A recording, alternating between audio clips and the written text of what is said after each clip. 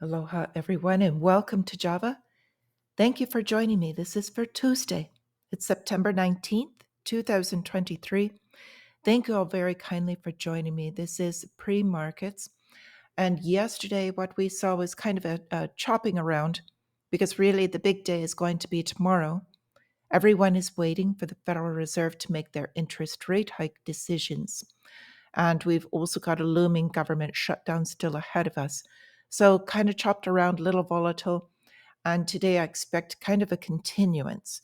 So, the big story really was oil continuing its climb. So, as we see it rise, I'm hearing reports from all over the cost of gas is increasing rapidly. But in the longer term, this is going to increase inflation across the board. So, this is a major reason why I was talking about this even 2 weeks ago that I still think they've got a rate hike coming. They're not cutting rates for certain. I don't know if they're going to cut now or November. I think there's 50-50 shot between the two, but we'll see exactly what happens. I suppose only Jerome Powell knows. So moving on with this, because we've got a lot to cover again, as usual. Today we are expecting housing starts as well as building permits. We were watching consumer construction building yesterday, is slowing. And we knew that they would because they kind of looked ahead. They started dumping their prices at the forefront for all of the builders for the new construction. And now their sentiment has gone down. And that's because of inflation and several other factors. They know the market is turning. So, with banks and inflation, we've got the Fed. They're looking towards their interest rates tomorrow and Wednesday. This is saying how it's going to be great news for Americans. Um, sure, I suppose. There's Tell that to the homeless people. We don't know. Anyway, looking at the rate hikes, they're talking about cutting both ways because it's really cutting into corporate profits. Corporate bankruptcies for businesses going underwater is the worst since 2010. And we know there is a looming, just huge tidal wave of the commercial real estate debt that is about to hit. That is going to really get things rolling, so to speak. And so we had this short story on US core CPI picking up, keeping another Fed hike in play this year. So just last Friday and Wednesday, everyone was talking about how the Federal Reserve was going to cut rates. And I disagreed. It was very unpopular opinion at the time. So I find it interesting they turned the ideas on that one. So I would like to bring this up because they're saying the US economic reports on jobs and inflation would be delayed in the event of government shutdown. So how convenient would that be? That shutdown would affect key reports from the Labor and the Commerce departments, and the closure could last weeks leading up to the November Fed meeting. So we'll watch that one. Just find the timing very interesting, don't you? So we had the ECB. Everyone was saying that they would be cutting rates. They are keeping their rates high in lockstep, as I said, with the Federal Reserve. We've got the Bank of England. They are talking about their possible interest rate hike. As I said, I expect them to stay in lockstep with Federal Reserve. If you're new here, especially, we have a huge currency war going on right now, and it's not necessarily between the Western countries yet. So what they want to do is stay on par as much as they can. And if one would hike and the other would not, it would really destroy the other's relative value. So they're trying to keep them up together so that the countries can maintain their trade. So on with this, you're talking about inflation in the UK, another thing that they have to decide their interest rate hikes and what is going to be affecting them.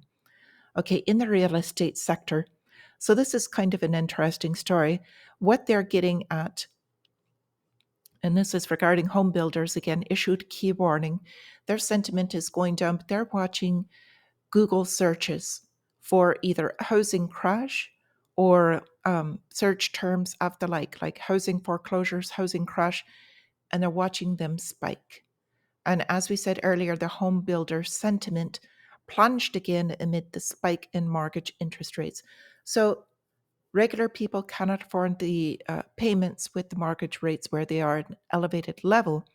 So builders were giving incentives in order just to sell the homes that they already had under partial construction or started so that they wouldn't take a loss.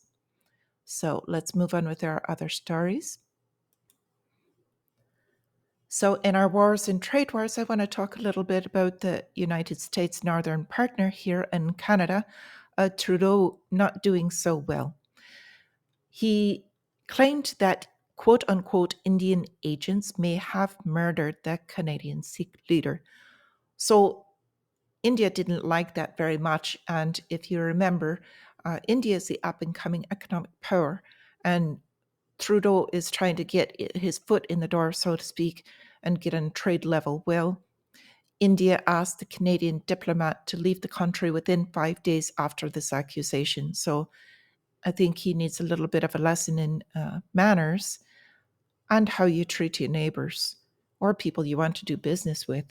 So, anyway, we've got one more story regarding Canada. They want to fine grocery stores over high prices. So, and we can't really say anything about this from the US because we are trying to punish gas stations for high prices at the pump when really this is created by the inflationary policies and the profligate spending of the governments, respectively.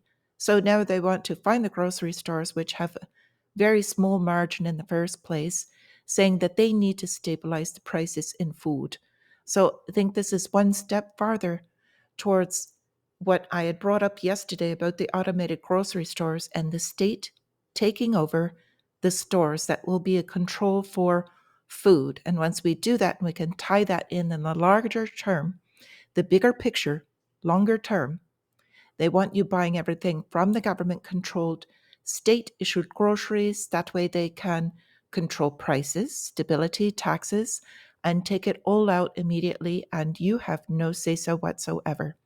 So this is another part of the longer term plan. Okay. Farther on with trade, just one more small note. This one, cargo processing at the US and Mexico border to restart. Well, they had to halt.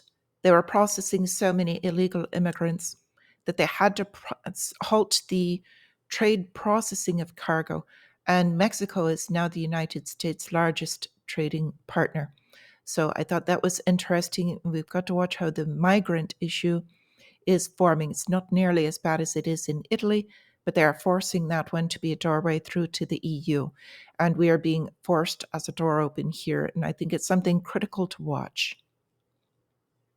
So a couple of other stories. So these aren't exactly bank stories, although they do involve two banks. The first one is Morgan Stanley.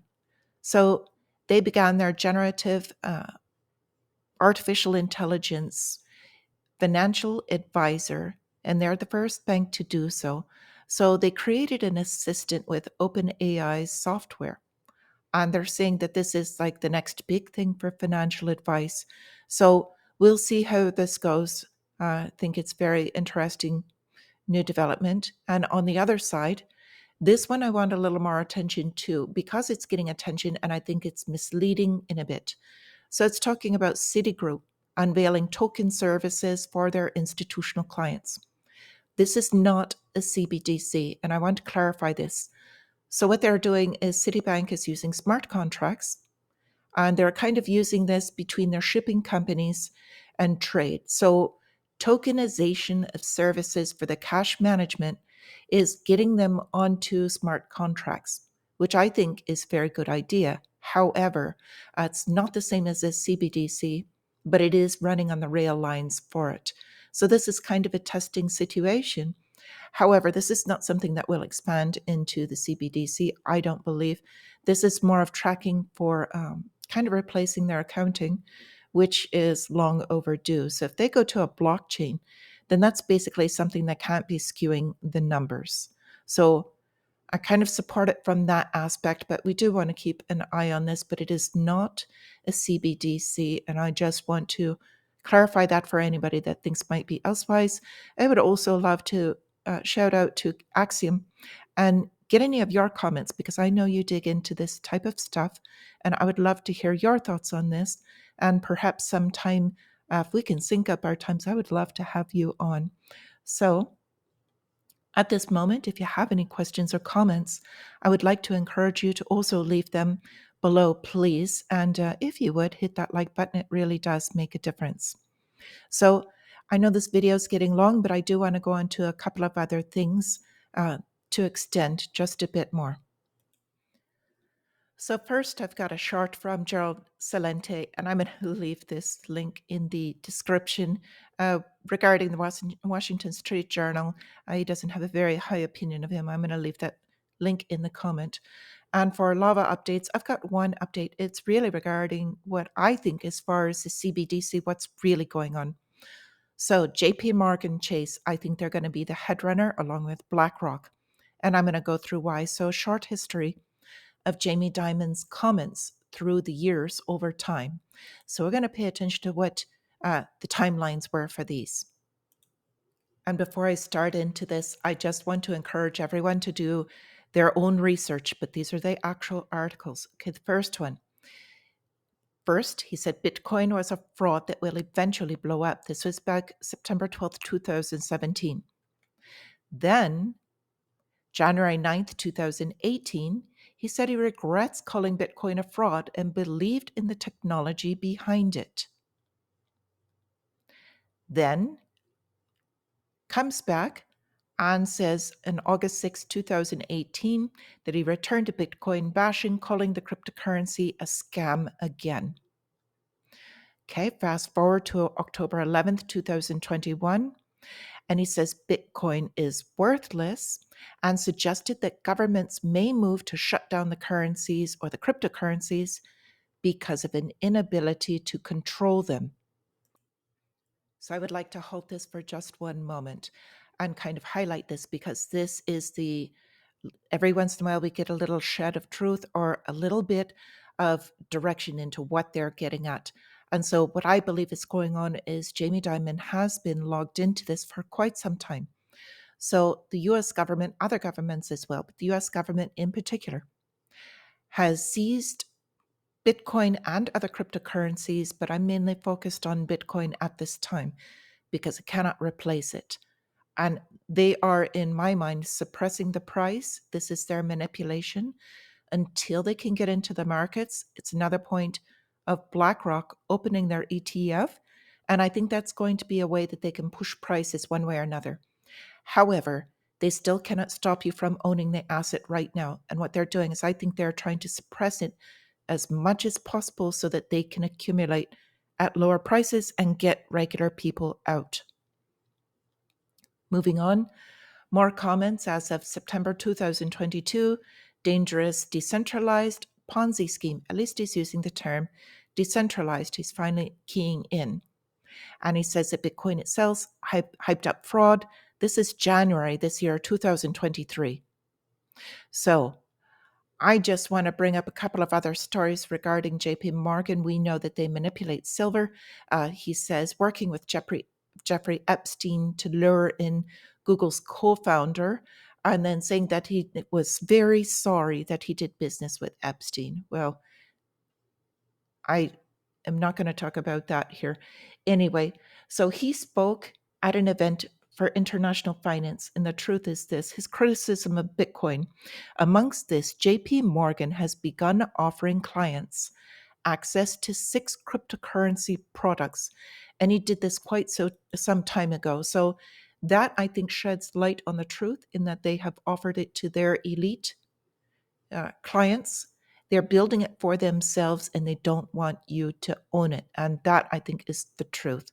And I know a lot of you are against cryptocurrencies, but I just want to bring this up, food for thought, because CBDCs will be coming. They will be coming, and we will need something outside of it that we can use that will be independent. And I do think that Bitcoin could be a part of that. So with this, I'm going to wish you all a green trading day if you are trading, and just a wonderful day in general. Thank you very kindly for joining me, and until I see you again, my friends, stay free.